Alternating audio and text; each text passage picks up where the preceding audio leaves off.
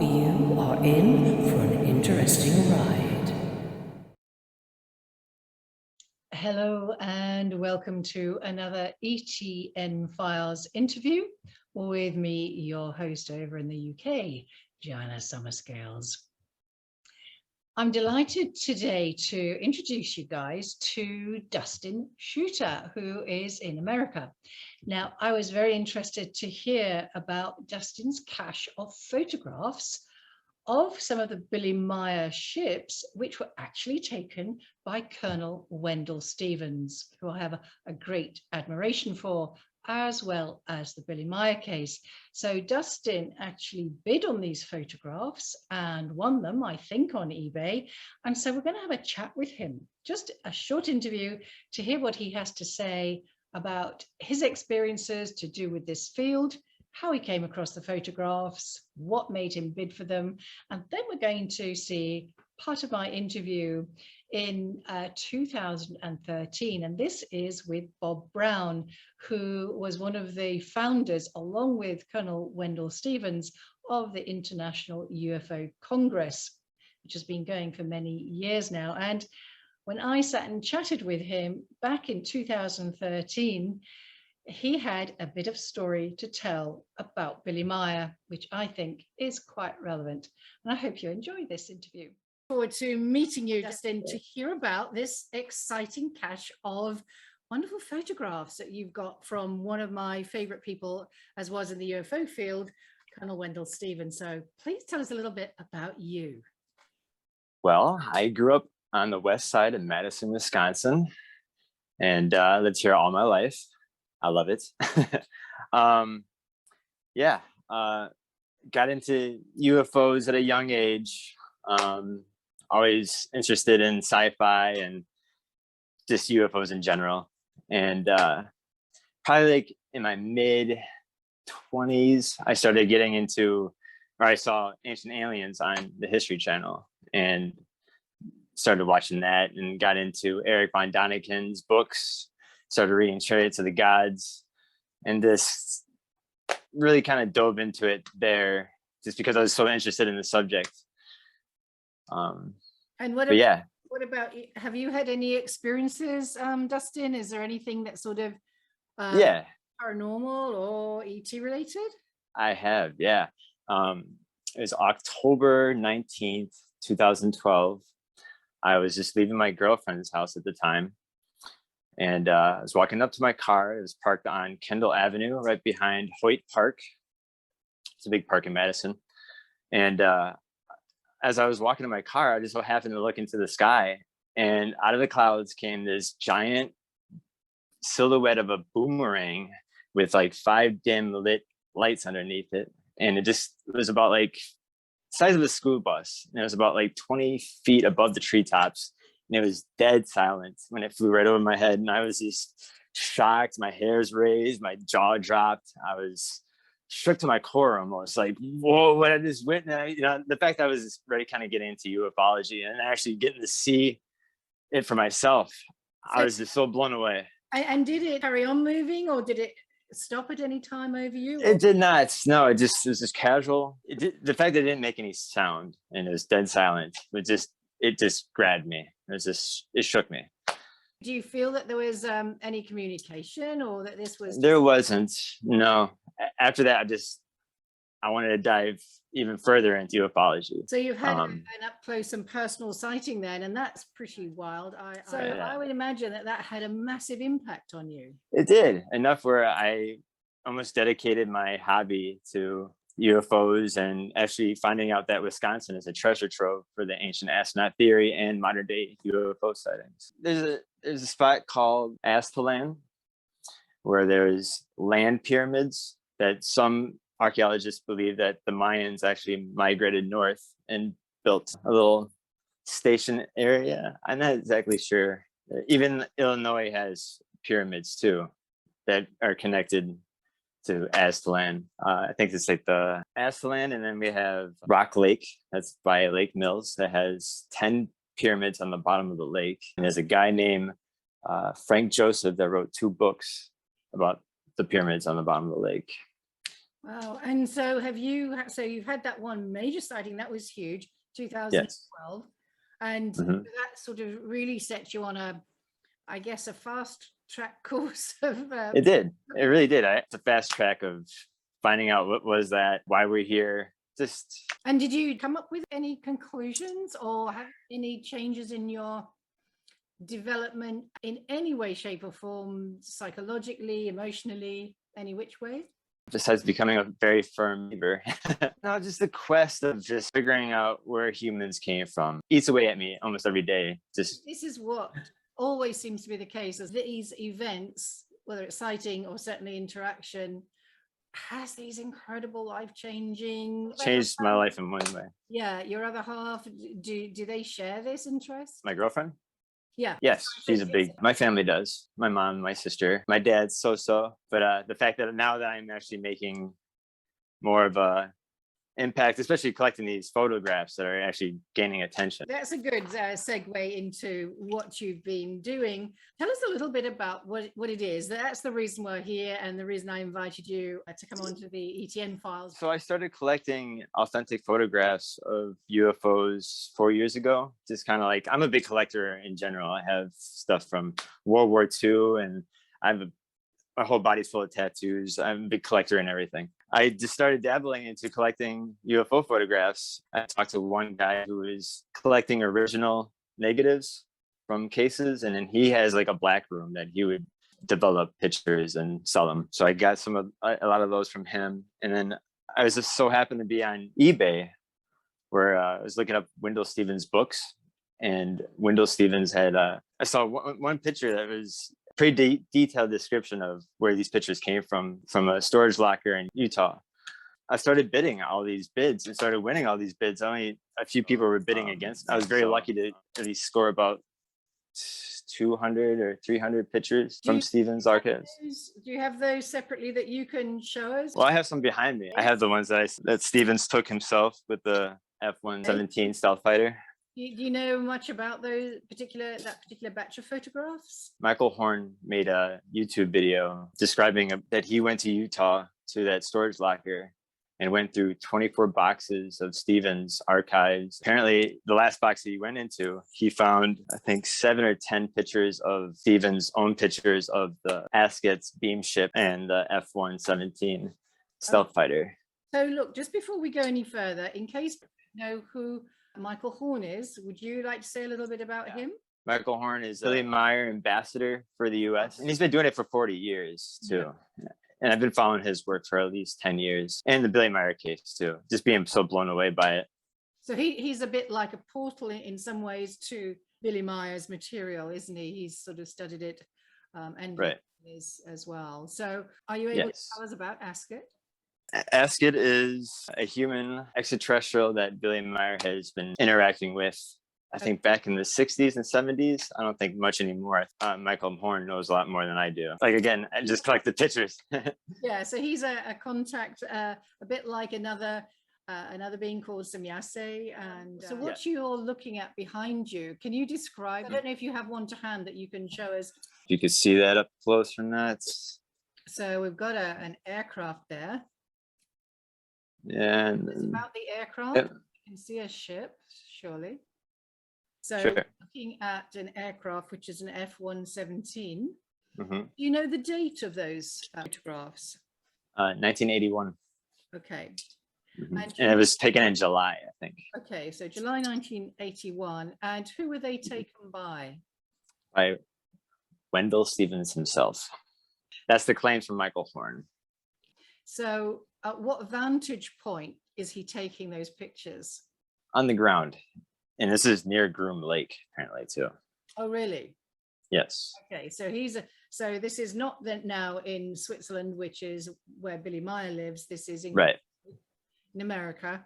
Right. So I take it is the scenario that Colonel Stevens is on the ground in Groom Lake, looking up, taking those images. Is that right? That's correct. And then apparently he was being picked up by Billy and Ascot at that time. Oh, okay. So in the beam ship then that we're seeing in the picture, are you saying, as far as you know, as far as Michael Horn has told you, that actually Billy is on the ship with Ascot and then they're going to go and pick up Colonel Stevens? That's correct. He didn't tell me personally, but Michael Horn made a YouTube video explaining that's the scenario of what happened. So how many photographs did you actually manage to get of the Wendelle Stevens lot? Oh man, close to 200. And is he taking, are these images then more of still the beam ships related to Billy Meier, or all different? All different. I think I sent you Mr. Musenberger's photo. Yeah, so that was interesting too, actually, because a friend of Meyer's. Right? Yeah, so Mr. Musenberger was about, I think, about half a mile away, vantage point from where Billy lives in Switzerland, Billy's farm. That's correct. And exactly a similar to what Billy had also taken just from this half a mile away vantage point where his home was, or nearby. So that's again from the time when Billy was started taking these photos back in the 70s and throughout. You know, there was no photoshopping and stuff like that. There wasn't. Yeah. At the time. And as Colonel Stevens said, you know, when he first met Billy, there was this one-armed guy with a broken camera, really, where the aperture was at fixed and you know, on a certain setting. So he said to even get these fantastic pictures, you know, most people with a really brilliant camera would have a hard job doing that. So, right. And plus, I think it takes a lot of money to do something like that. Oh, yeah. Well, I know that Stevens and his team spent an absolute fortune. I mean, tens of thousands of dollars. Yes. Not you know, and years too. I think like 5 years or more. Yeah, on the case. That's right. And not only that, they took certain images to the highest tech spec people to look at any potential for fraud, and there never was anything. And then bless him, Billy put himself through stress tests like lie detector tests. Yes. Showed absolutely nothing other than he was telling the truth about his sightings and about his relationship and anything else that they had asked him on. So can't think of any other case which is quite so incredibly well documented and analyzed and over such a period of time, and by the sort of scientific analytical team. You know, I agree.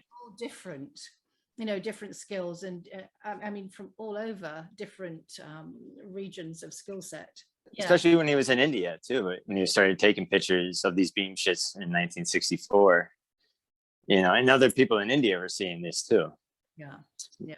The families that he was living with and stuff. Yeah.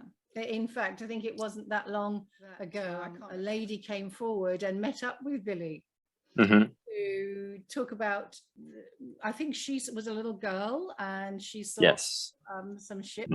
Yeah. And how amazing is that? So it's amazing. You know, for corroboration from all of those years back when Billy was a young man and she was a very little girl. But you remember? Yes. That's I took by the door of the youth hostel. Just up like that? Just up like that. Oh, yeah. Wow. Mm-hmm. You know. And this one here down is your grandfather's temple. And here somewhere in the front, in the middle of the area, was the body tree.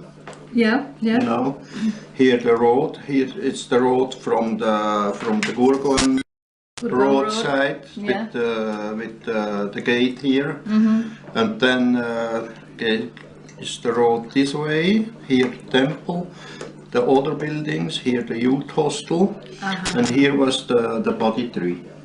That's right? Yes, that's right. And you saw this on near the body tree? Over the temple. Over the temple. Yeah. I saw quite a few like this. You know, in the summer when it gets hot, we sleep with the, remember charpai? Yeah. The bed, the string bed. Yes. Outside and looking up always. Sometimes I see. Yeah. in the summer. Oh, this one. That's the same time as this one here. It's maybe a half a minute different. I see. People were very, calm and normal in the sense of going about their business in their daily life normally, and I think that enabled Asket walking around with Billy at the time, going and maybe talking together without being interfered with or being disturbed by the people. I think the people were very kind of respectful in a sense. I also feel that there is certain kind of a special energy that enabled this thing to happen, because imagine to have an extraterrestrial walking among us without being affected by our energy and something. It's a very special thing, and I've always felt that Ashoka has a very harmonious and peaceful energy. Government people and stressors coming in. Yeah, isn't that amazing? It's crazy. And I know even during the main documentary that Wendelle Stevens did on their research, toward the end, yes, there was a big ship that turned up one night, a big cylindrical, just like a light ship. Yeah, Billy didn't know it, and he was quite concerned and ran out with his gun. Yes, and was very concerned, and when he next had communication with Playaran, they didn't know either who those guys were. It takes something, doesn't it, to have your life completely turned upside down and your privacy so did Wendelle Stevens. By his own account, he said at least on 2 occasions, there could have been more, he was hooked into a debriefing environment and told, shut up and put up, we can do things and we will, and he would stop for a little while. But why is it that we should stop this? And, why was he so targeted? I mean, he was going into the stories of how a friend of his who was a great tech guy, and whose job it was to find, bugged area, kept on time after time stripping out the bugs, the listening devices and all the rest of that in Wendelle Stevens' home. And Stevens said his friend would get in trouble and he'd have visits then saying, he could go to jail for touching government property, even though it's illegally, put into people's homes. A difficult thing to endure. Oh my God, I can only imagine. Anyway, so it's very interesting because I think it was 2010 that Wendelle Stevens. Yes, he died. Yeah. And that's cool that you interviewed Bob Brown too. That was pretty cool. Yeah, his friends there. Hello and welcome to AMASH in America. We're here at the 22nd International UFO Conference, and this is taking place in Arizona. And we're here now with Bob Brown, and Bob Brown was the founder of this fantastic, iconic conference, and he's come all the way to Arizona be here, see the conference, and to tell us a little bit about what inspired him. Bob, welcome. Well, thank you. Can you tell us what first got you started on this road of creating this fantastic conference? Well, yeah, we probably have to go back to my childhood, where it all began. That's okay. No, I'm jesting a little bit there. Let me correct one little thing you said there. Okay. I am the founder, but there were 2 of us that founded the International UFO Congress. Wendelle Stevens and myself founded the event. Now, after the first 4 years, Wendelle said, Bob, I can't afford to lose any more money. Okay? I will continue to help you till my dying day, but I cannot lose another penny. So if it's going to continue, it's going to be on your shoulders. So Wendelle continued to be my partner and my mentor and my best friend in the world throughout all of it. But this idea that there could be something else out there, there could be somebody stopping by and tapping us on the shoulder and saying, hello, we're here, okay? There's nothing more fantastic and incredible in life. I think it's the most important thing It to explore. is the most important thing. There is nothing. Everything else pales in importance to the fact, I said fact, that we are not alone in the universe. Here's a question I pose to people, okay? Do you agree that the universe is infinite? Most people will say, well, yeah. The farther out our scientists look, we're looking out there gazillions of light years now. Yeah. The farther we look, we find more existence, more creation. Yeah. What is the possible reason of creating an infinite universe? For me, it's a simple answer. There's only one possible reason: infinite life. It's everywhere. So what was the driving force then behind the setting up of the conference? Was there something to do with Wendell's experiences? No, not directly in any way. I had the strangest event ever happen to me ever in my life. We have to go back about 26, 27 years ago. Back then, I was mostly in the film business. And I would go to the Cannes Film Festival, the MIPCon actually, every year, buying and selling films.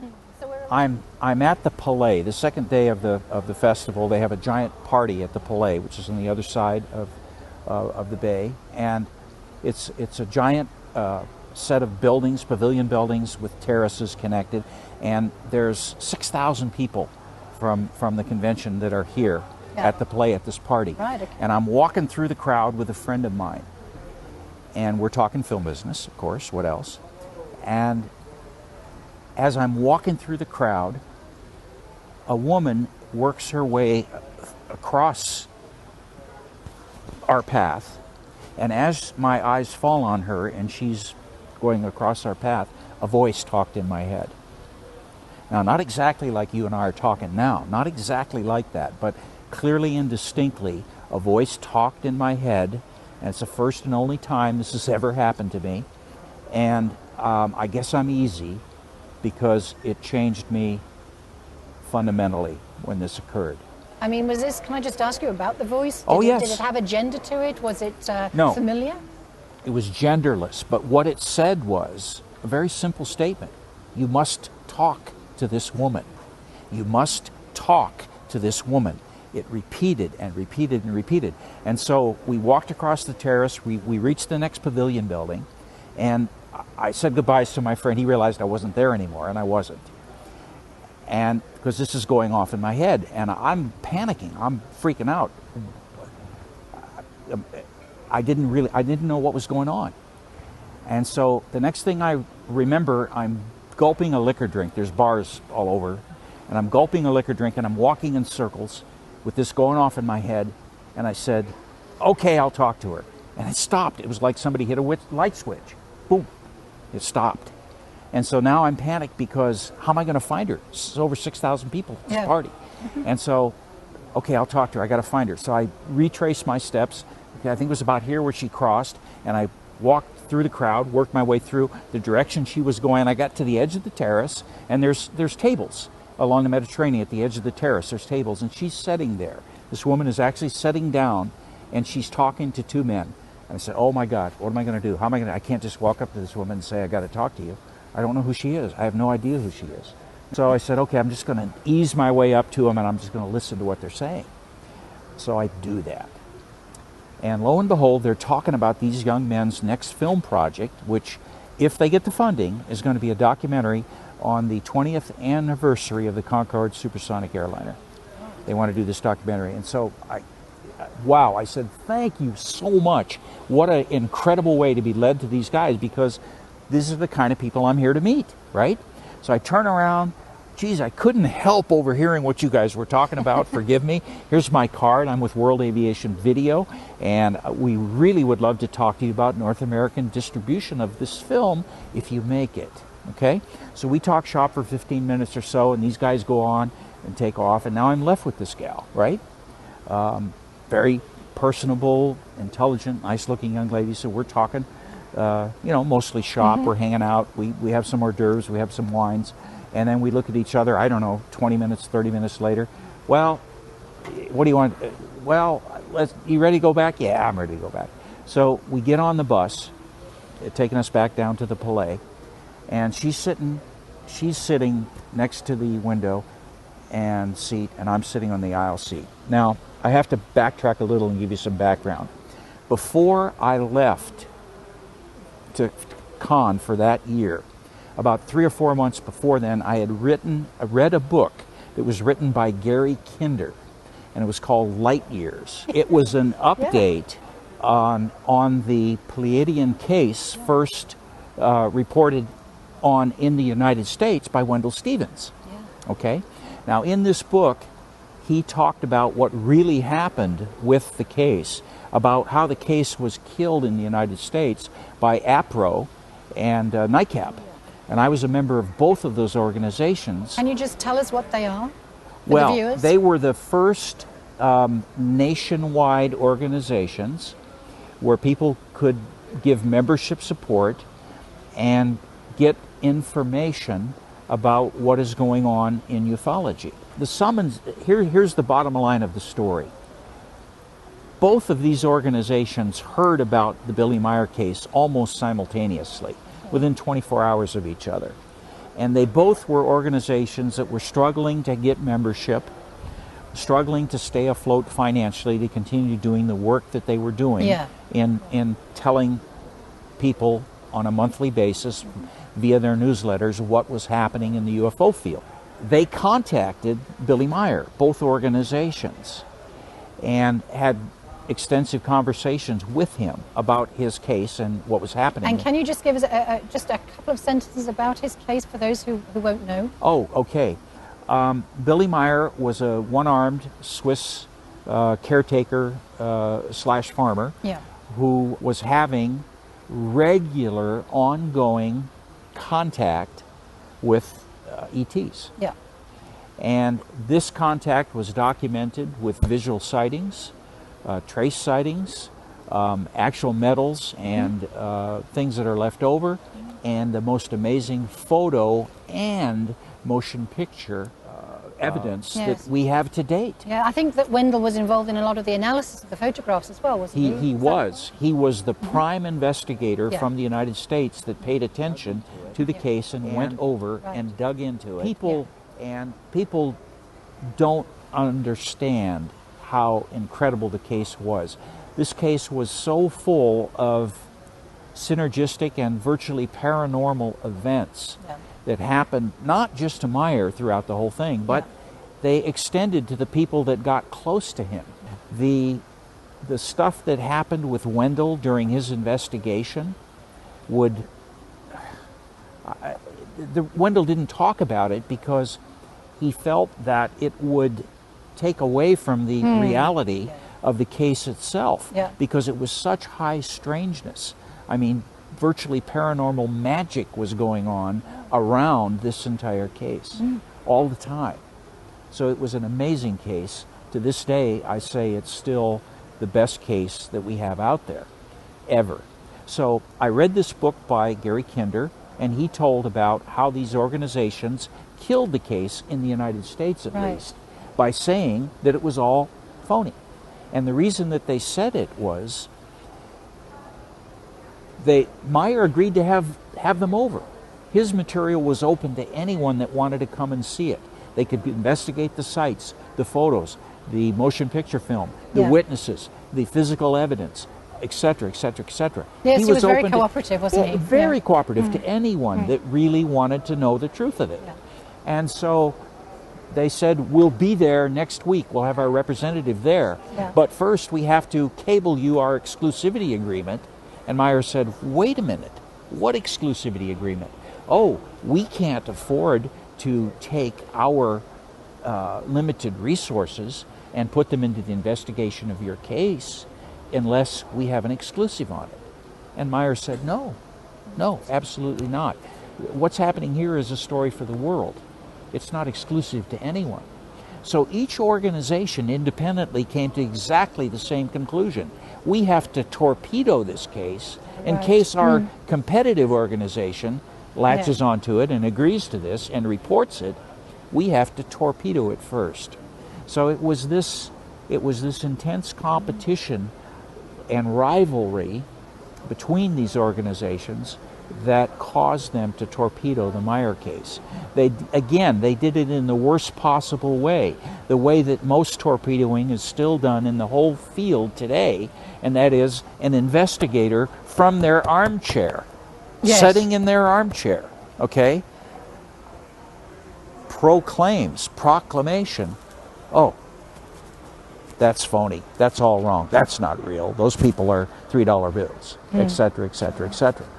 Still the way it's done today. But to find out about 12 years later, right, that these organizations that I supported had done this, I was furious, okay, number one. But more importantly, number two, after reading the book, I realized that this is a real case. Yes. Night and day on my mind, the biggest question in my mind, I would go to sleep with this question on my mind, I would wake up with this question on my mind, right? Is the Meier case real? So in between the MIPCOM and the MIFED, the Milan Film Festival, which follows it, there's a 9-day window. It said, I will rent a car and I'll drive to Switzerland. I'll see if I can find this place called Schmidt-Rudi, and I'll see if I can actually, do my own investigation of it. And maybe with some luck, I'll even get to meet Meier. Yeah. So this was on my mind, consuming me for 3.5, 4 months before going there. So now it's 2 days into the conference, and I'm left talking with this woman, right? So we're going back on the bus. We're talking about what we're doing, and I said, hey, I'm showing a new film in 3 days in such and such time in theater so-and-so, and it's in 70 millimeter. It's a documentary on the SR-71 Blackbird. And she says, oh, I'd love to go see that film. She says, but I won't be here because I have to leave day after tomorrow. I have to meet my film crew, and I'm going to do a story on whether the elephant is going to be declared an endangered species or not. And I'm going to meet the crew, and we're doing it from Switzerland, where they're making the announcement. So she says, Switzerland, right? What pops into my head? But what's been driving me crazy for 4 months? The truth of the Meier case, right? So I said to her, never expecting an answer, really, I said, well, that's in Switzerland. I said, does the name Edward Billy Meier mean anything to you? She melted up against the window, and she screamed at me, who the hell are you? How do you know Edward Billy Meier? Are you NSA? Are you CIA? So I was just overwhelmed, and so I just was calm, and I said, no, I'm who I told you I was. I do documentary films. I deal in them. I work in them, and I read this book, Light Years, and I just was thinking about trying to get in my own mind, to the truth of this, in between the two conventions. So she says, you really aren't NSA. You really aren't. You really aren't Air Force Special Services. You aren't. No, I'm not. I'm not any of those things. I'm who I am. I'm Bob Brown. And she said, okay. She says, we got to talk. She says, can you come to my hotel with me? I says, well, yeah, I can. So I go to the hotel. She checks her messages and takes her 10 minutes, and she comes down. She says, okay, I'm free. So we walk out along the Mediterranean. We find this little all-night bar cafe. And we're sitting out there, and we sat down, and we commenced to have this incredible talk about UFOs and about paranormal and about Edward Billy Meier. Right. Because it turns out that she herself had been there, not more than once. Oh, what, to meet Schmidt-Rudi? Yes, Is that the right yes. phrasing? Yeah. And so she herself had done all the things that I wanted to do, right? And the only bad thing from that meeting was that she did kind of discourage me from going on my own. She said, he'll be very happy to meet you and see with you and talk with you, but you got to write him first. You've got to tell him you're going to come, You've got to get like an invitation, because if you just show up, it's not going to be good.